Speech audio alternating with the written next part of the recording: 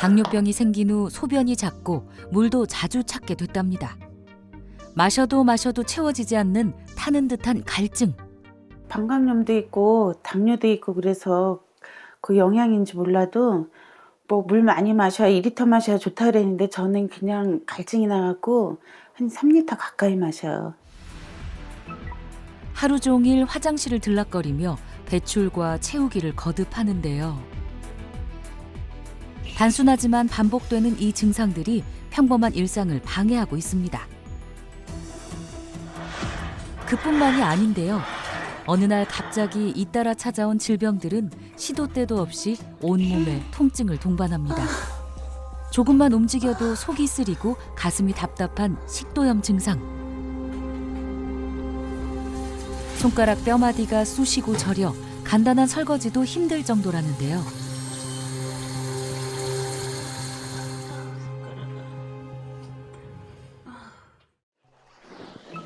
요즘 온지 씨를 괴롭히는 가장 큰 문제점은 따로 있습니다. 바로 불면증인데요.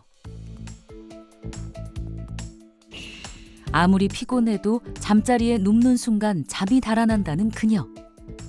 몇 시간 동안 잠 못 들고 뒤척이더니 결국 잠을 포기한 걸까요? 한 점 먹어야지. 안 먹으니까 잠이 아예 안 오네. 웬만하면 안 먹으려고 했더니.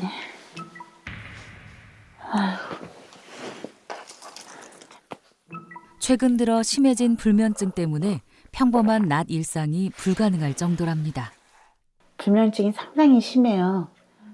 치료도 받아보고 뭐 한방, 양방 다 치료받았는데 약 없이는 아직도 수면을 못 이뤄요. 약 먹어야 되겠네. 약도 되게 많네.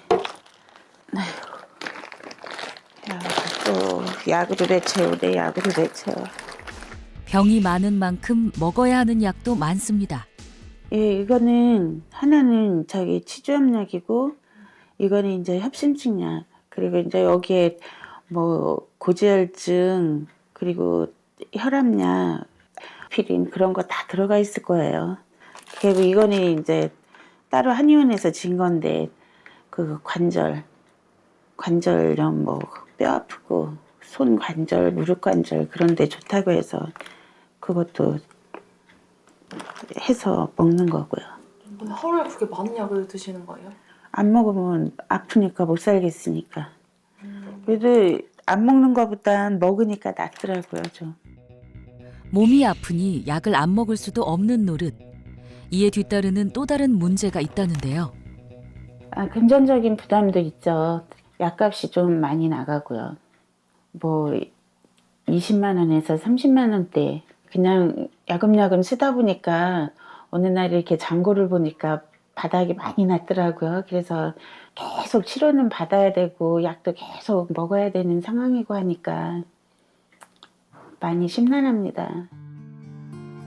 금전적 부담은 결국 우울감으로 이어지고 맙니다.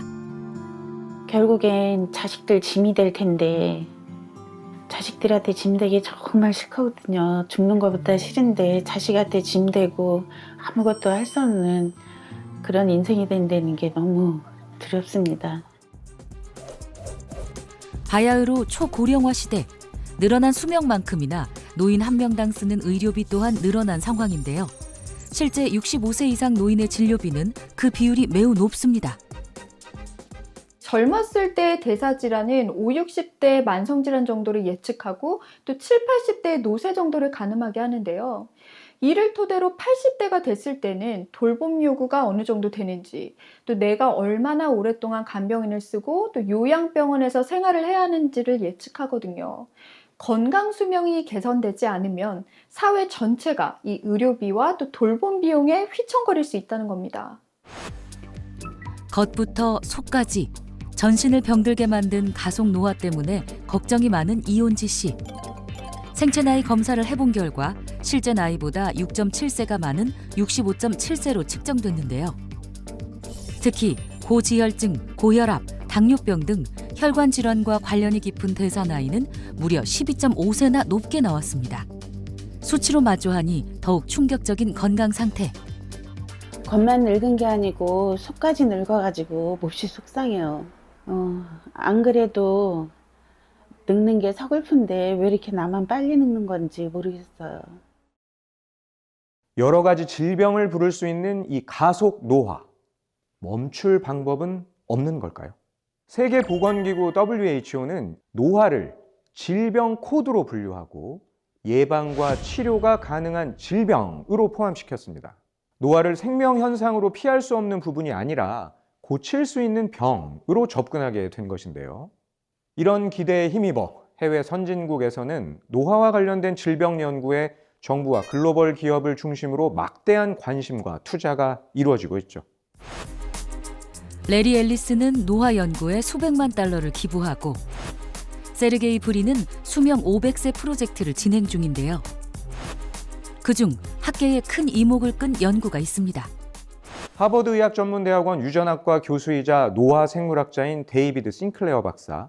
그가 주목한 건 노화 관련 유전자인 시루트윈인데요.